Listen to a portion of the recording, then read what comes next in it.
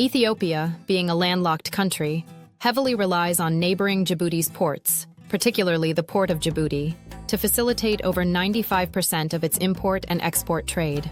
This dependency incurs significant annual expenses, estimated to range between $1 billion and $2 billion USD, based on various reports and discussions found in recent sources, including analyses from 2024 and posts on X.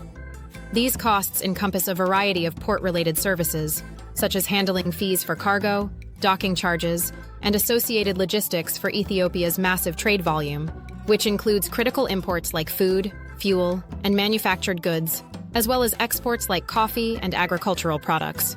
The estimate of over $1 billion annually is frequently cited in reports discussing Ethiopia's economic challenges as a landlocked nation, emphasizing the financial burden of relying on foreign ports. Some sources, including posts on X, push the figure closer to $2 billion per year, possibly reflecting peak trade periods, additional infrastructure costs, like rail and road transport fees linked to the Ethio-Djibouti corridor, or broader economic impacts.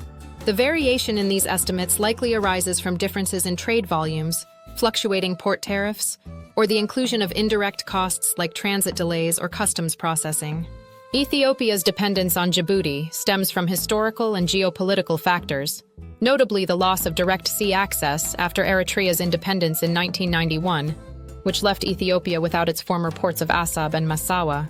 The Ethio-Djibouti Railway, a Chinese-funded project, has streamlined some logistics, but the high costs of port services remain a significant economic strain.